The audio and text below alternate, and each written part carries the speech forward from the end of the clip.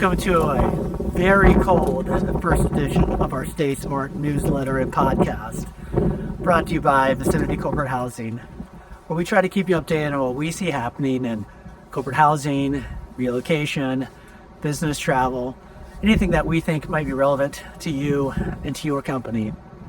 Like I said, it's a very cold day here in Kansas City, but this is going to be the warmest day in the next week, so I'm going to try to take advantage of it. We have some good articles this week. The first one is actually kind of relevant because we talked about this in our very first podcast and newsletter last June. This company, so Frontdesk, a short-term rental operator out of Milwaukee, they announced that they were laid off their 200 employees. They were going into receivership. What's kind of interesting about this is, like I said, we talked about Frontdesk acquiring Viciniti back in June in our first edition of our StaySmart newsletter and podcast. It's interesting. We've seen some in the short-term rental space. Zeus Living ceased operations, and now it looks like Frontdesk is doing the same.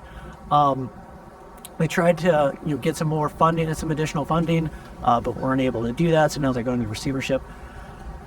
Short-term rental space is, kind of trudging along. It looks like there might be some challenges in 2024.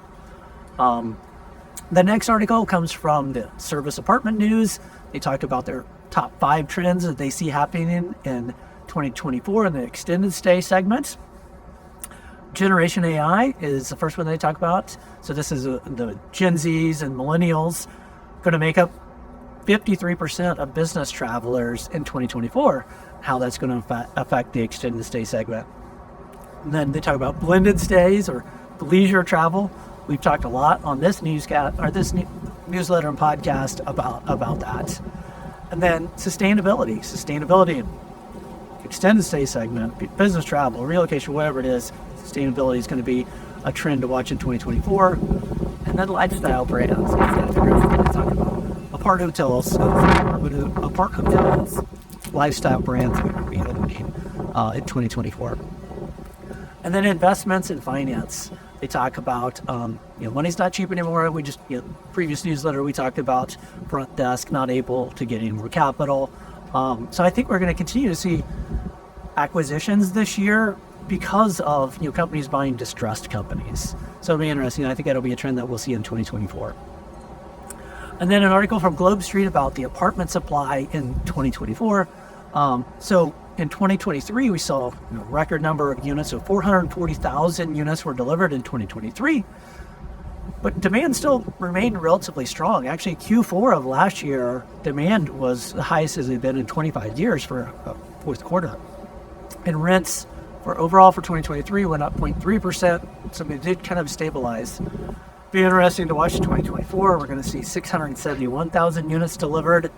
Will demand be able to keep up with that, or will we need to see some rent decreases this year? But then in 2025, we really see, apartment construction kind of fall off a cliff, so they'll really level up in 2025. A lot of suppliers saying that going to survive until 2025. The next article is from United Van Lines. They did a survey on the percentage of state moves out of states or states.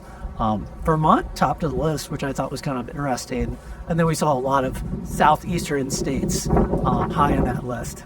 And then states that people are moving out of, so New Jersey, some northern states, and California are on that list. My home state of Kansas was number 8 on that list, so I don't like to see that.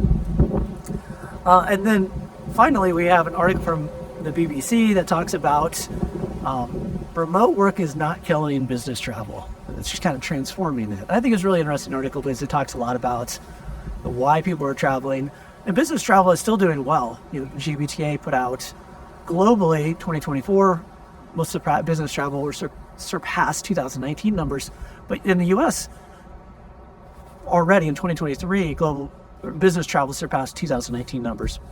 But what this article really talks about is, why people are traveling. There's a lot of people traveling for work, but it's because they're doing team building activities or collaboration, things like that. We have done that as a company. We've done, we had a company retreat. We've done some collaboration meetings, and I think that'll continue to see. And it's interesting that early article, we were talking about Generation AI. I think it's important to the younger generation to see their coworkers in person. So I think we'll continue to see that. So those are the articles that we have. What I'd love to hear from you is, this is the first episode in 2024. What do you see happening in 2024?